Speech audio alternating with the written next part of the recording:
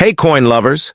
Today we're diving into the fascinating history of the Lincoln cent during America's bicentennial era and revealing the top 4 bicentennial Lincoln cents that could be hiding serious value.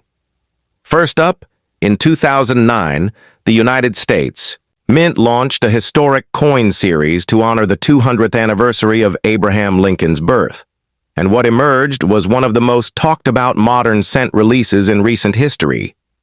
Among the 4 designs, the birth and early childhood Lincoln cent, released first in the series, captured collectors' attention with its powerful simplicity and deep historical meaning.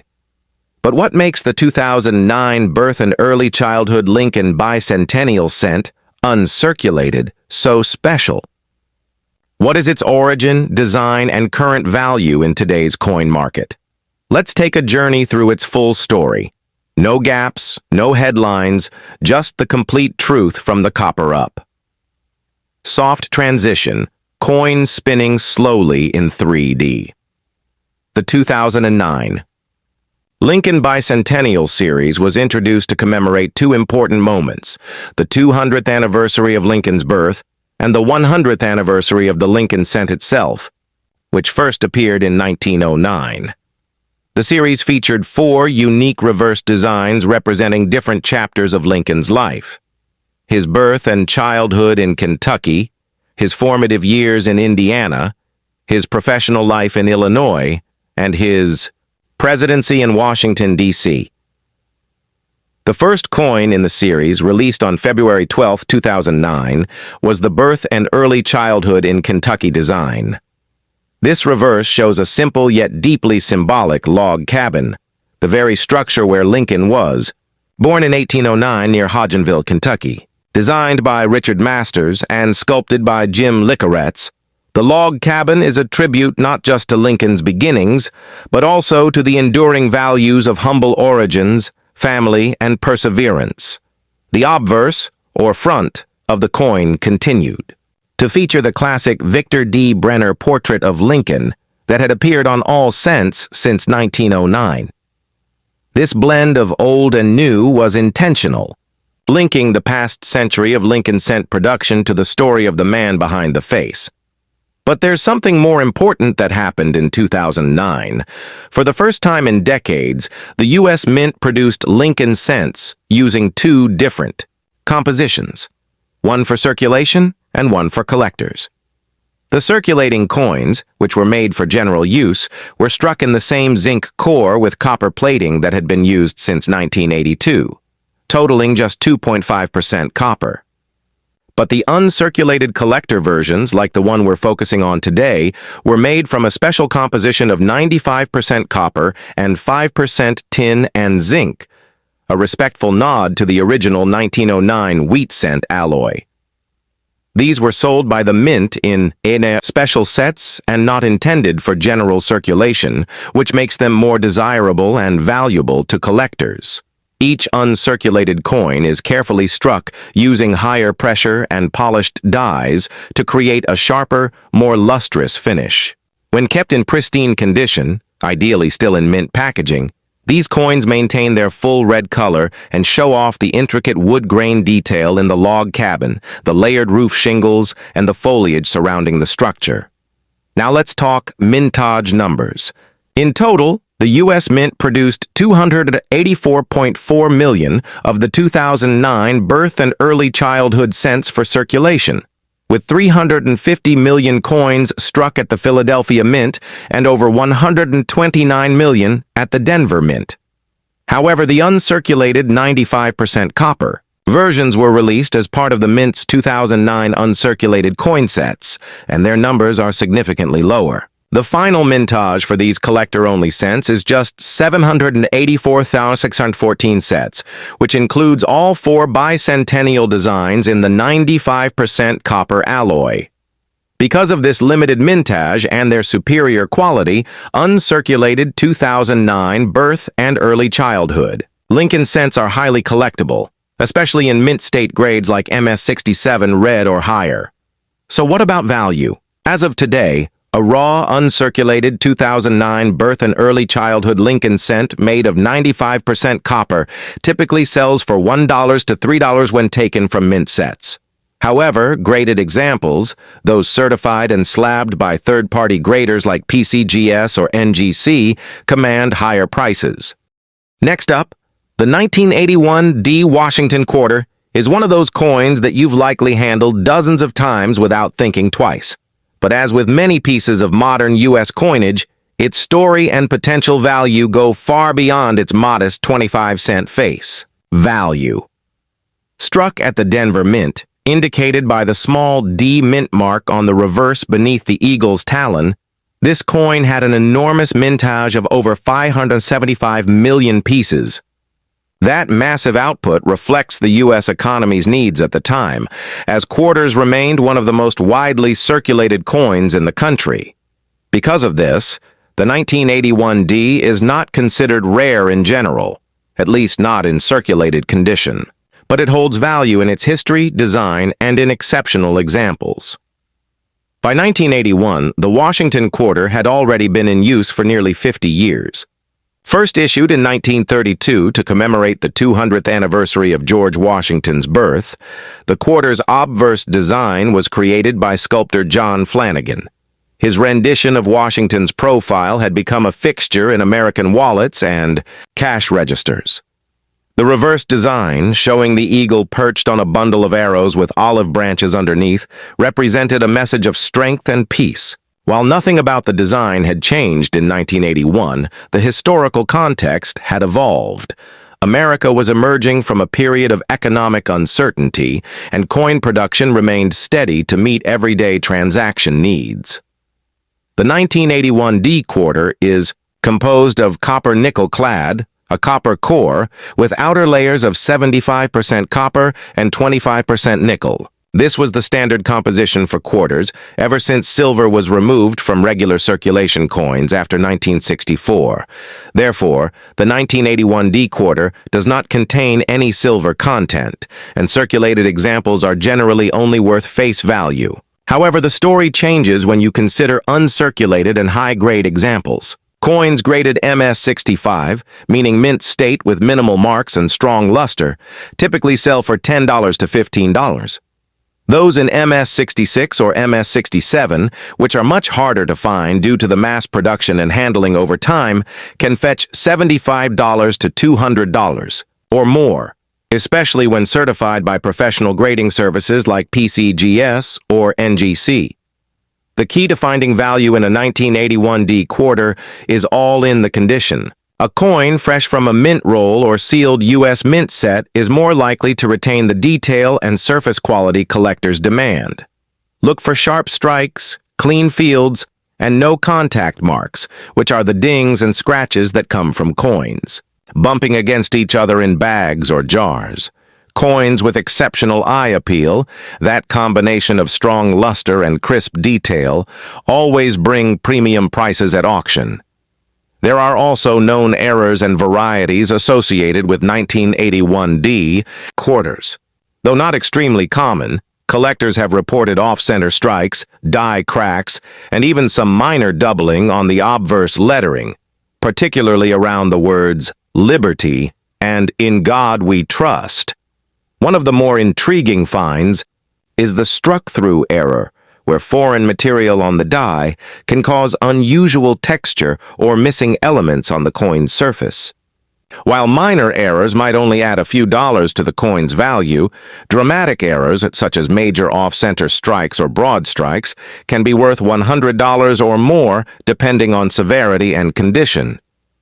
From a collector's perspective, the 1981 D quarter also marks the tail end of the traditional Washington quarter series. By the end of the 1990s, this design would be replaced by the popular 50-state quarters program, which sparked a renewed interest in collecting and brought millions of new enthusiasts into the hobby. As such, quarters from the late 1970s and early 1980s are now being re-examined not just for nostalgia, but for collectability, particularly in top condition and with interesting errors. Next up, the 1995 P. Washington quarter is a familiar sight to many Americans, a coin you've likely spent, dropped in a tip jar, or found under the couch cushions. But beneath its everyday appearance lies an interesting story of U.S. minting, history and a few surprises that make it worth more than face value to the right collector. The P mint mark, located just to the right of George Washington's ponytail on the obverse, stands for the Philadelphia Mint, which struck over 1.1 billion of these coins in 1995. That enormous mintage means the coin is very common in circulated condition. But rarity isn't always about how many were made. Sometimes it's about how many survived in pristine form. By 1995, the Washington quarter design had been in use for over 6 decades. Created by John Flanagan in 1932 to honor the 200th birthday of George Washington, the coin's obverse had become an American icon. The reverse featured the eagle, wings outstretched, perched on a bundle of arrows with olive branches below, a blend of strength and peace that defined American symbolism. This design remained unchanged until the turn of the millennium, making the 1995 P one of the last issues before the design revolution of the 50-state quarters program in 1999. It belongs to that final chapter of traditional Washington quarters, a detail that appeals to collectors today. In terms of metal content, the 1995 P is a copper-nickel-clad coin with a core of pure copper and outer layers of a copper-nickel alloy. There is no silver in this coin, which means its intrinsic metal value is below face value. However, numismatic value, the value given by collectors, can boost its worth significantly, especially in uncirculated condition. In average circulated condition, the 1995 P quarter is worth exactly 25 cents.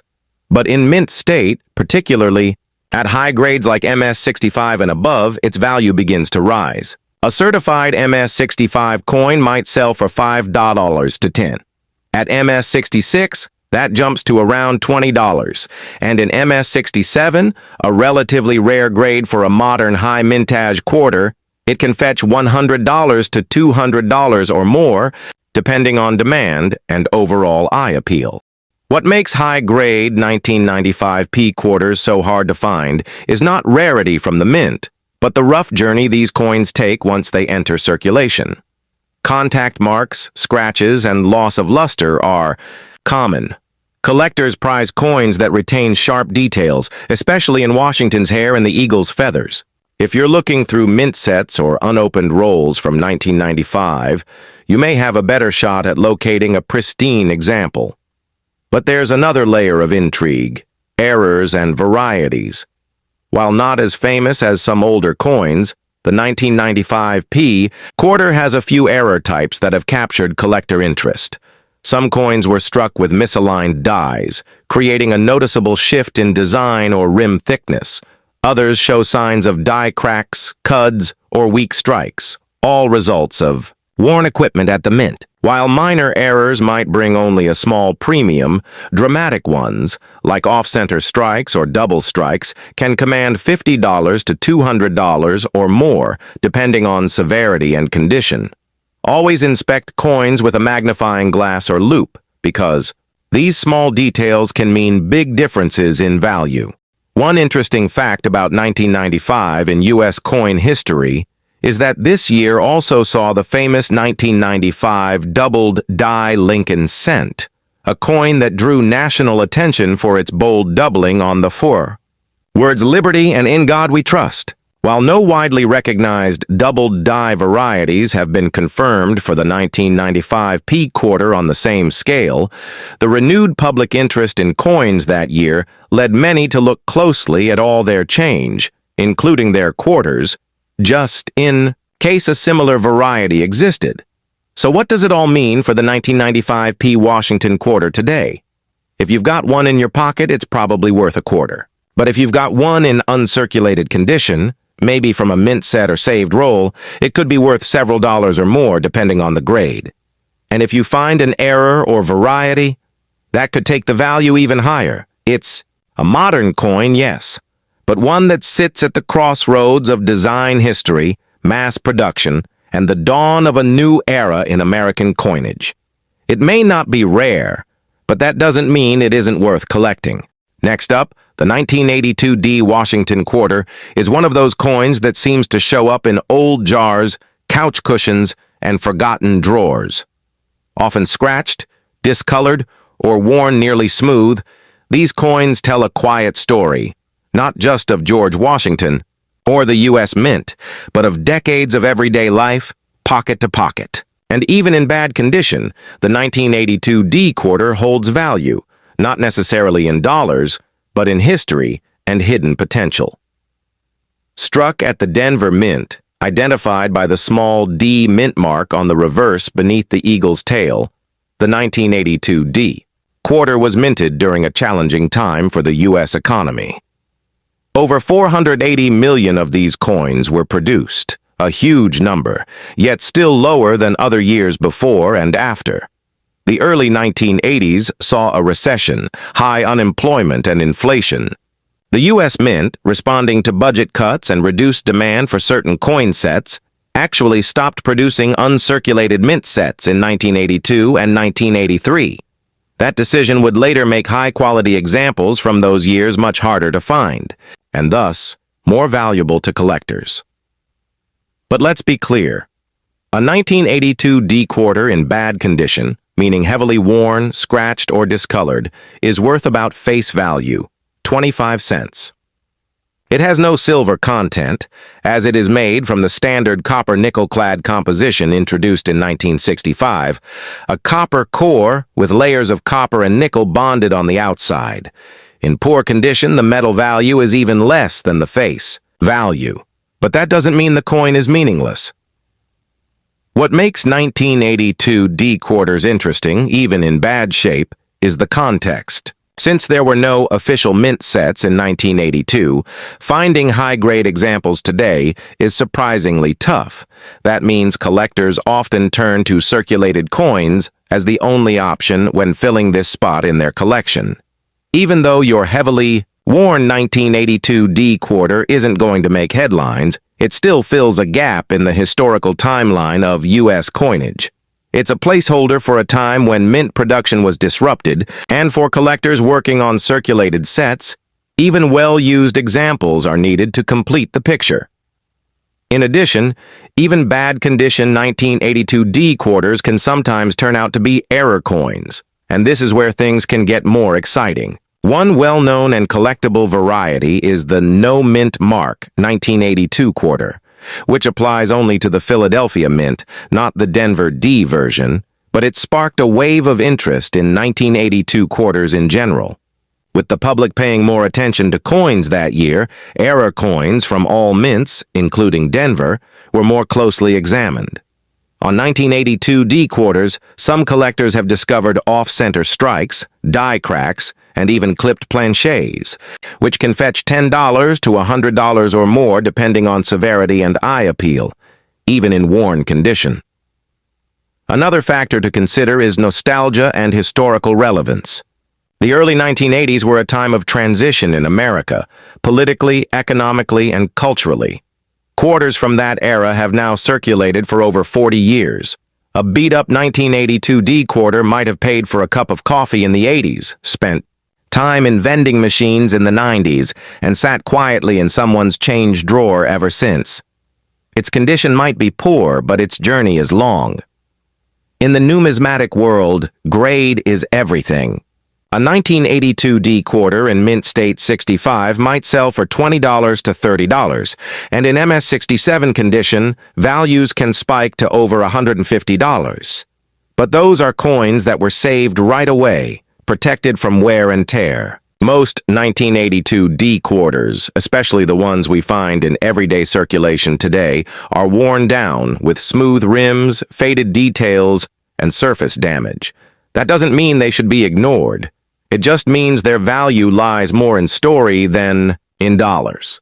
So if you're holding a 1982 D Washington quarter in rough shape, it probably won't make you rich. But it's still a fascinating piece of American history. It reminds us of a time when coin production was scaled back, when the economy was tight, and when even the U.S. Mint had to make budget cuts. And in a way, that gives even the dirtiest old quarter some real character. Next up, the 1974 Washington quarter might not look special at first glance. You've probably seen hundreds of them in your lifetime, tossed into vending machines, handed over at gas stations, or buried in change jars across America. But even a common coin like this has a story, one that stretches back to our nation's founding ideals, touches on mid-20th century design, and hints at hidden value for collectors and historians alike. The Washington quarter was originally introduced in 1932 to commemorate the 200th anniversary of George Washington's birth. What was meant to be a one-year commemorative coin quickly became a permanent part of American currency. The design, created by John Flanagan, features a dignified portrait of Washington facing left on the obverse, with the word "Liberty" above and the motto "In God We Trust" to the left. The reverse shows a heraldic eagle with wings spread wide, clutching a bundle of arrows and resting on a pair of olive branches, a symbol of strength and peace. By the time 1974 came around, this design had become deeply embedded in the American consciousness. But this was also a period of change and uncertainty. The United States was still grappling with the aftermath of the Vietnam War and the unfolding Watergate scandal. Inflation was rising, and conversations were beginning about redesigning American coinage to reduce costs. In fact, 1974 was the year just before the nation's bicentennial, when new designs for quarters, half dollars, and dollars were being prepared. But the 1974 quarter still carried the original pre-bicentennial design, making it one of the last of its kind before the major changes that would come just a year later. In terms of production, the U.S. Mint struck hundreds of millions of these quarters, over 800 million from the Philadelphia Mint alone, which is why the 1974 quarter does not have a mint mark if it was minted in Philadelphia. The Denver Mint added another 353 million, or so, identified by a small D mint mark to the right of Washington's ponytail. There were no quarters made at the San Francisco Mint for general circulation that year, but proof versions were produced for collectors. The composition of the 1974 Washington quarter is typical of its era. A copper-nickel-clad coin with an inner core of pure copper and outer layers made from a 75% copper, 25% nickel alloy. That means there is no silver in this coin, unlike quarters struck before 1965, which were made of 90% silver. Because of this, most circulated 1974 quarters are worth only their face value, 25 cents. However, condition plays a big role in determining whether your 1974 quarter is worth holding on to. Coins in average circulated condition are extremely common and usually not worth more than face value. But examples in uncirculated condition, especially those graded MS-65 and higher, can be worth more. A 1974 quarter in MS-65 condition might sell for around $5 to $10. In MS-66, that jumps to around $30. And in the rarest grades, MS-67 or better, some examples have sold for $150 to $300 or more. These high grades are difficult to find, as even small nicks, discoloration, or weak strikes can bring the grade down. But what really gets collectors excited are error coins, and the 1974 quarter has a few notable ones. Off-center strikes, broad strikes, double dies, and even some struck on the wrong planchet have been discovered. One famous example is a 1974 quarter struck on a nickel planchet, which results in a smaller diameter coin with a lighter weight and weak rim details. These types of errors can fetch anywhere from $50 to several $100 depending on their severity and condition. Another known error is the clipped planchet, where a portion of the coin's edge is missing, typically valued between $10 and $50, depending on how dramatic the clip is. It's also worth noting that in 1974, there were experimental discussions at the Mint about alternative materials, including aluminum. While these experiments were more closely tied to the 1974 Lincoln cent and not the quarter, it's interesting to see how 1974 fits into a broader story of economic and minting transitions in the United States. Next up, at first glance, the 1985 D Washington quarter doesn't seem like much. You've probably held one in your hand, used it at a parking meter, or dropped one into a soda machine. But behind its simple appearance lies a fascinating blend of American history, numismatic value, and subtle details that collectors quietly seek out. So let's take a closer look at the 1985 D Washington quarter, where it came from, why it matters, and what it might be worth today. The Washington Quarter series began in 1932 to honor the 200th birthday of George Washington. What was meant to be a one-year commemorative coin turned into a permanent fixture of U.S. coinage. Designed by sculptor John Flanagan, the obverse of the coin features a classic portrait of Washington facing left with the words "Liberty" above and the national motto, "In God We Trust," to his left.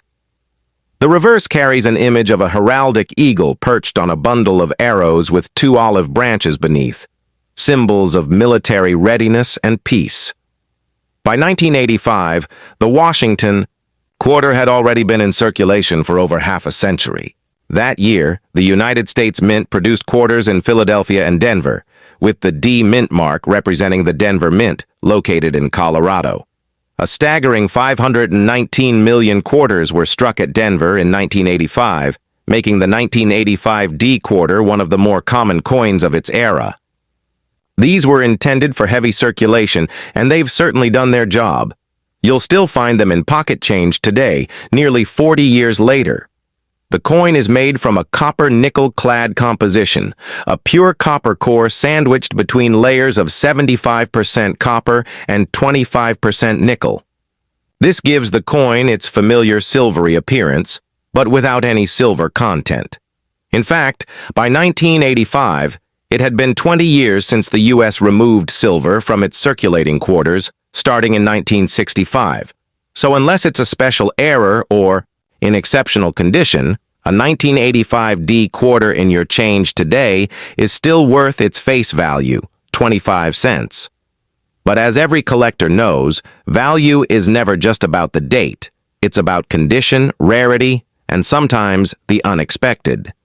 In average circulated condition, the 1985 D quarter is extremely common and generally not worth more than face value. But in uncirculated condition, meaning no scratches, no wear, and brilliant luster, the story changes. Coins graded MS-65. Mint State 65, which show strong strikes and very few contact marks, can sell for $5 to $10. In MS-66, that value jumps to around $15 to $25. And in the rare top condition of MS-67, collectors have paid upwards of $150 to $200, though only a small number of coins survive in that grade due to the mass production process and handling. What about rare errors? While the 1985 D quarter doesn't have any ultra-famous or high-profile errors tied to it, there are still some error varieties out there that collectors hunt for. These include off-center strikes, doubled dies, broad strikes, and clipped planchets. An off-center strike where part of the design is missing could be worth $25 to $100, depending on how dramatic the error is. A coin struck on a defective or misaligned planchet might also sell for more, especially if it's in decent condition. Another reason collectors pay attention to 1985 D quarters is the general scarcity of well-preserved coins from the 1980s. In 1982 and 1983, the U.S. Mint did not produce uncirculated mint sets, which meant that coins from those years and even the following ones were heavily circulated with fewer preserved examples. That pattern continued into 1985, making high-grade survivors from the Denver Mint somewhat more desirable for those building complete, high-grade date and mint mark sets. So if you come across a 1985 D quarter in your change, and it's heavily worn, the rim flattened, the details soft, the luster long gone, it's safe to say it's worth just 25 cents. But if you find one that looks almost brand new, untouched by time or fingers, it might be worth pulling aside. And if you're lucky enough to spot an unusual error or a sharp strike with flawless surfaces, you may just be holding a coin worth several times its face value.